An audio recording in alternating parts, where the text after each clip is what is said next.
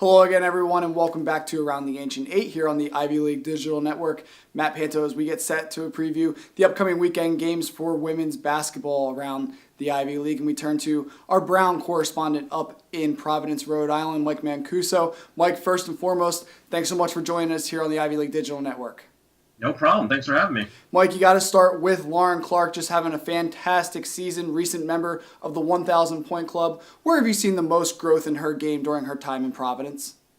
Well, first of all, it's been great watching her play over these years. She's really been a fantastic player for the Bears, and she has started every single game that she has played in since coming to Brown. So really a special player. The one thing I've noticed this year, seems to be playing with a lot more confidence. And I think some of that is because the point guard duties have been kind of taken away from her. They've had the emergence of the freshman Rebecca Musgrove, who's really taken over the point for Brown. And that's really freed up Lauren to be more of the shooting guard. So she's able to kind of hang on the perimeter and work that three-point shot. And she's really been working in tandem with Sophie Bykowski, who until last week was the nation's leading three-point shooter. So between the two of them, they've been able to do a lot of damage from the outside as two of the top 5 shooters from the perimeter in the Ivy League. And you mentioned she joined the 1,000 Point Club at Brown. She's the 17th person to do that at Brown. She did it back on December 8th against Morgan State, where she got 24 points against them. As of right now, through last week's game, she has 1,117 career points, which currently has her 11th.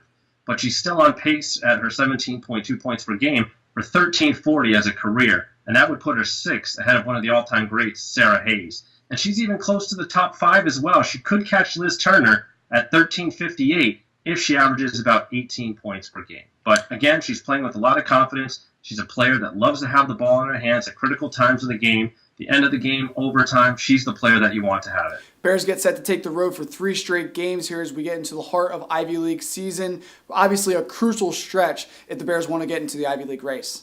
Absolutely. It's a great chance for them to pick up some Ivy wins on the road before taking on some of the heavyweights. They've got a stiff test again this Friday. Last weekend, they opened the Ivy League schedule against Yale, and they really had some problems at Yale's size. They were rebounded 46-28, and they were held to 1 of 12 from beyond the three-point line. So that was really the crucial things in that game. And it's going to be easy to see, or interesting to see, what kind of modifications the Bears make to their attack going against Yale again.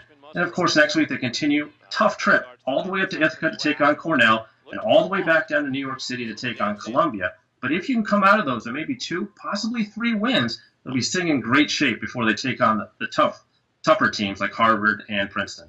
Mike, when you take a step back and you look at the global landscape of the Ivy League women's basketball calendar and season this year, what do you look for and what are you looking for through this first round of Ivy League play? Yeah, well, so far the only other team I've got to see in person has been Yale. I saw them last weekend when they came to the Pizzatola Center and they walked away with a victory. And I was really impressed with Sarah Halajian and Yana Graf. Those are kind of the 1-2 punch that you expect. But you also never know who else is going to step up. And in that game, you saw the emergence of Emmy Allen. She averaged about 4 points coming in, walks away with a double-double, 12 points and 11 rebounds. So kind of surprises around the league. It's been fun to see. One of the non-surprises, I guess, is how good Princeton and Harvard have been. Those two both have double-digit wins. Princeton at 10-5, Harvard 11-4. Harvard's already got or tied their 5th best opening in non-conference play ever. So they're having a great season. Both those two teams atop the league in scoring. So those two really haven't been a surprise. It's been really nice to see continued great play from Christine Clark for the Crimson, Blake Dietrich for the Tigers. So with those two, it's been fun to watch. The one matchup I'm really waiting for is the one on January 31st, Princeton against Harvard down in New Jersey. And the most interesting thing about that game, Princeton will be coming off a 20-day layoff. So it's going to be a crucial game for both teams for down the road, but also interesting to see how Princeton comes out of the break.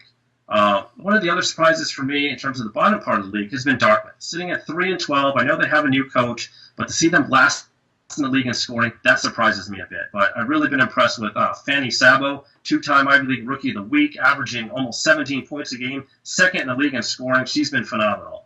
As for Columbia, I'm curious to see how they're going to rebound after beating Cornell in their season opener. It's the first time they've won their season opener since the 2009-2010 season. Can they keep that mojo going? They've also been paced by a great freshman, Carolyn Binder. She's got 3 Ivy League Rookie of the Week honors already, averaging 10 points per game. She's 16th in the league. She's fantastic. For Cornell, they've got another talented freshman, Mia Marshall, another 3-time Ivy League Rookie of the Week. And, of course, the wonderful Allison DeBagno, now a senior. Can't believe she's still there. It seems like she's been there forever. But, she's at nearly 15 points per game. But can they rebound from that loss last week against Columbia? That's what I'm looking to see this weekend. You look at Penn, they're coming off 2 tough losses against Big 5 schools down in Philly, Villanova, St. Joseph's, but now they're going to start getting back into Ivy play. They're another team. Very talented freshman, Sydney Stepanovich, 3-time Ivy League Rookie of the Week. I'm sounding like a broken record, but it's really been the year of the freshmen in the Ivy League. And you even take a look at Brown. Rebecca Musgrove stepping right in at the point guard position. And one of the other relative, I wouldn't say newcomer, but someone that's really emerged for the Bears, also Jordan Alexander. Only played in 8 games last year, now averaging 10 points per game nearly, and has been off to a fantastic start. So I think the league's in good shape. It's going to be a fun ride. And as we all know, the Ivy League schedule is basically a 14-game playoff. Mike, thanks so much for joining us today around the Ancient 8. We'll catch up with you later this season.